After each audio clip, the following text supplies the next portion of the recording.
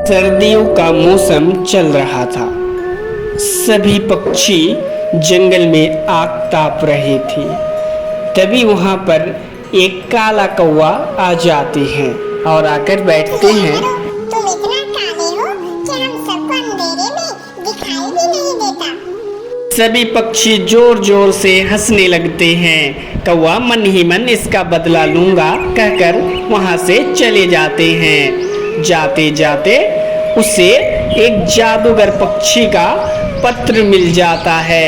वह पत्र पढ़ता है, कल करे सो आज कर, आज करे सो अब, अगर हो किसी काम से परेशान तो मिल जाएगा उसका समाधान। संपर्क जादूगर तोता।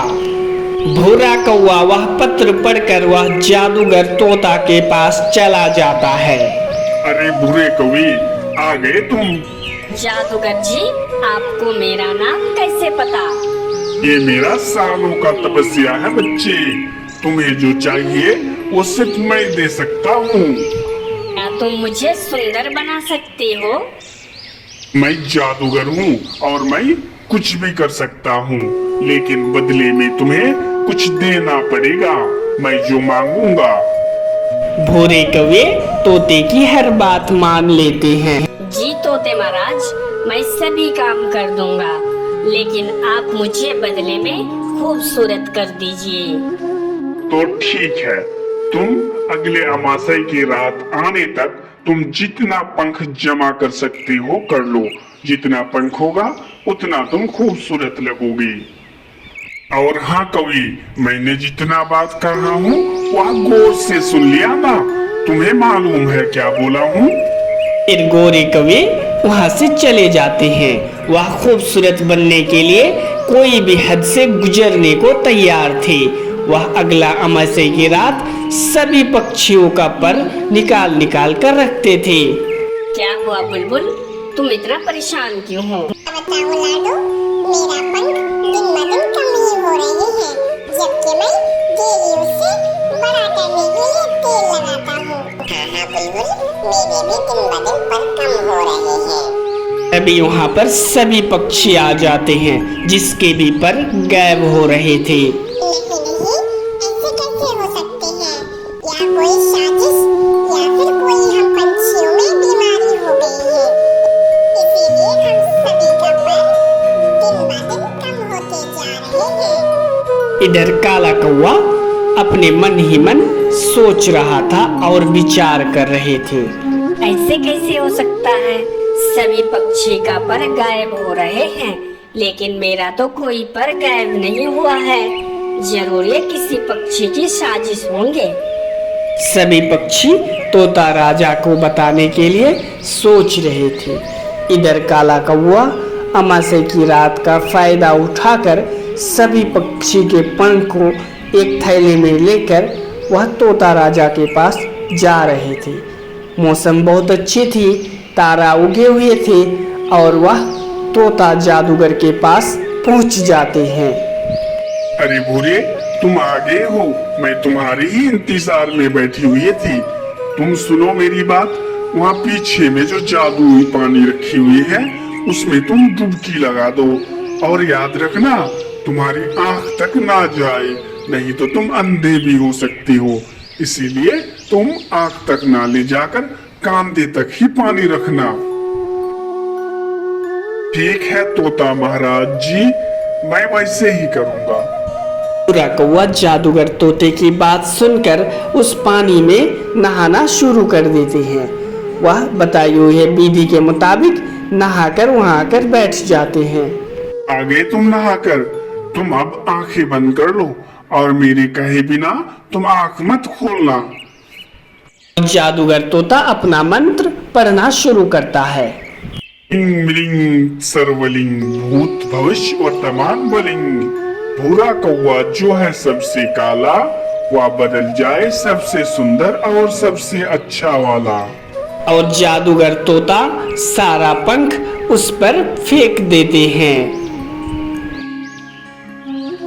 इधर सभी पक्षी तोता महाराज के वहां आ जाते हैं, लेकिन पता नहीं क्यों तोता महाराज तो बहुत ही उदास थे।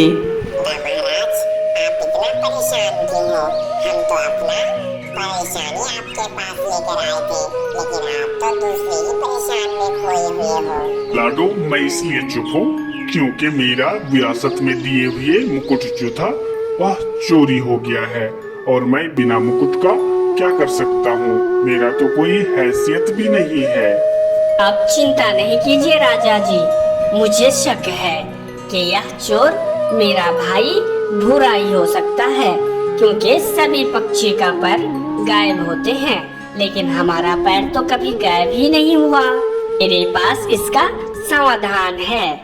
अगर ऐसी बात है तो फिर एक सेना की टुकड़ी अभी भेज देता हूँ। राजा जी की कहने पर कुछ पक्षी भूरे को खोजने चले जाते हैं। इधर भूरा अपने नए पंख लेकर उछल कूद कर रहे थे। वह बहुत खुश थे। अरे भूरे, मैं जैसे तुम्हें सुंदर बनाया हूँ तुम्हें वैसे ही मैं अपने पुराना रूप में भी ला सकता हूँ। नहीं महाराज, आप ऐसा नहीं कीजिए। आपने जो कहा था वैसे ही किया हूँ मैं। राजा जी का मुकुट मैं छुपके से चुरा कर लेके आ गया हूँ। ये लीजिए राजा जी का मुकुट। से ही वह मुकुट लेकर तोता ने अपने सर पर लगाते हैं, उसका सारा शक्ति उसके अंदर आ जाते हैं। राजा आदि का सैनिक वहां पर आ जाते हैं। आकर देखते हैं तो वहां पर राजा बैठे हुए थे। अरे राजा जी, आप यहाँ कैसे आ गए हमसे पहले ही? जादूगर तोता राजा जी का जुड़वा भाई था। वह मुकुट लगाते ही अपने अंदर एक अलग ही शोभा आ गए थे। हाँ, मुझे अब मेरा मुकुट मिल गया है। चलो, मुझे अब अपने महल लेके चलो। फिर वह राजा जी के वहाँ उसके सैनिक के साथ चले जाते हैं। थोड़ी देर के बाद वह राजमहल में चले आते हैं। सैनिकों, ये कौन जो बैठा है मेरे राज में, इसे अभी के अभी यहाँ से बाहर निकाल कर फेंक दो। अरे बिच्छू, तुम्हें तो पिताजी ने जंगल से बाहर फेंक दिया था। लाओ, मेरा मुकुट मुझे वापस कर दो। नहीं, मैं तुम्हारा कोई भाई हुई नहीं हूँ। तुम हट जाओ मेरे सामने से, मेरा सिंहासन से हट जाओ। इधर लाडू और कालू सब देख रहे थे। तभी लाडू और कालू को एक आइडिया आता है। रुक जाओ, मुझे सब पता है असली राजा कौन है। तभी पक्षी कालू की तरफ देखने लगते हैं। असली वाला मुकुट मेरे पास है, जो मैंने भूरा के घर से चुरा कर अपने पास रख दिया था और नकली वाला उसे दे दिया था। बात सुनकर जादूगर तोता आश्चर्यचकित हो जाते हैं। यह नहीं हो सकता। यह कहकर वह अपना मुकुट फेंक देते हैं। लाडू उस मुकुट को लेकर अपने असली वाले राजा को कहते हैं, यह लो आपका मुकुट राजा जी। कालू कौवे, तुमने मेरा भांडा फोड़कर अच्छा नहीं किया। मैं इसका बदला तुमसे जरूर लूंगा।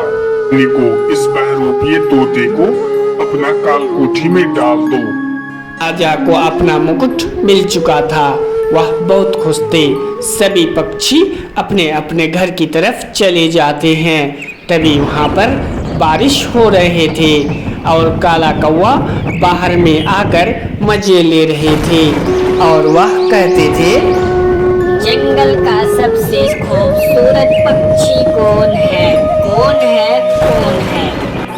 इतना बात कहते ही सारा पक्षी के पंख नीचे गिर जाते हैं और कौवा हैरान हो जाते हैं। अरे वाह, मुझे तो जादूगर तोता ने बेवकूफ बना दिया। अब मैं क्या करूँगा? तो बच्चों, इस कहानी से यह शिक्षा मिलती है कि ईश्वर ने हमें जिस तरह से पैदा किया है, जिस तरीके से इस दुनिया में भेजा है, वही बेस्ट है। हम अपना रूप नहीं बदल सकते।